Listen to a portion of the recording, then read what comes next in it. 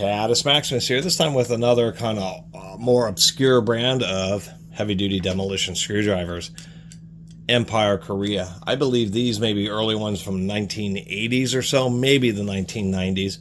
But there are some similar style Alltrade ones that I had recently done videos on. Early forms of heavy-duty demolition screwdrivers. So having screwdrivers with through shanks meant to be hammered on is not a new invention. They've been around for decades. They've just become more popularized, I guess, in the quote-unquote social media age. These Empires are definitely older, but surprisingly enough, they're pretty heavy, or seem to be pretty heavy-duty. Actually, when I found these,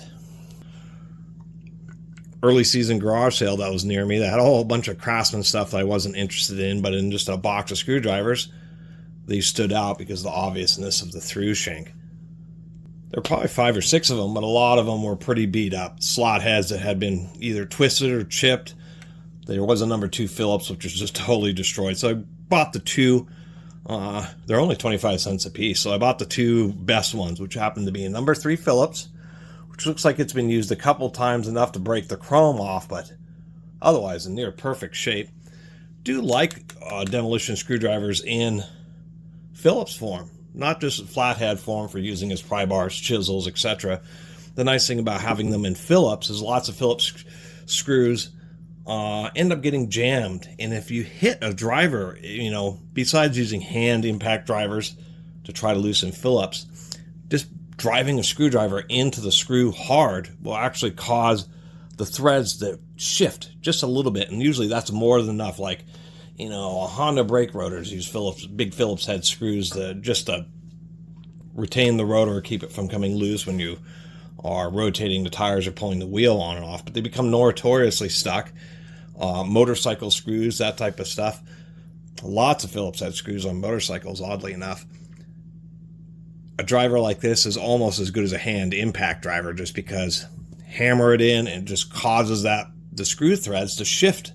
And then you can usually just thread it right out. Now, as far as how these are built, I don't know what grade of metal they're made out of. I assume some type of alloy steel, but as far as intrinsically, they have some nice features. There's a texturing right here on the lower portion, which is actually an extremely rare thing to do on screwdrivers, is have any kind of, they usually do overmolding or something.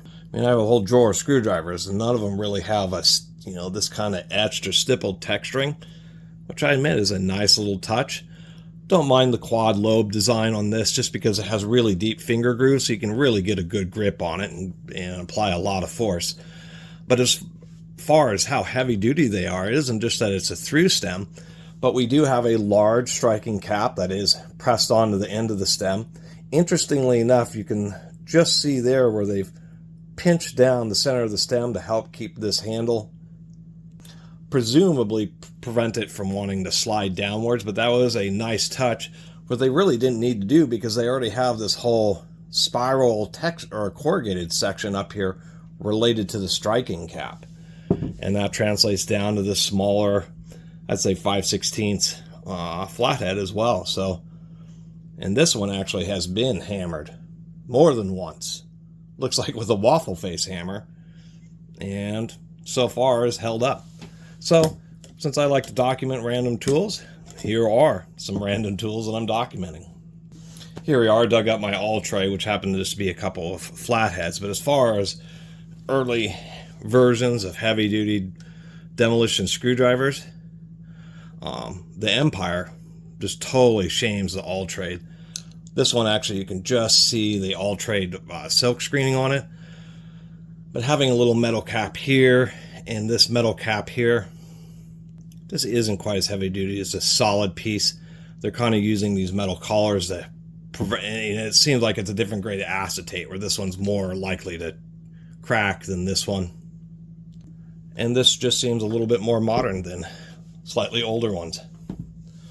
Anyway, I should also mention that this Empire is not related to this Empire. It just happens to be the word Empire, like the word Titan and that type of stuff, end up being very addictive for people to call their company. So this one actually uses I mean, they're not bashful about it because they're using an actual crown with an E. So I thought that was a little funny.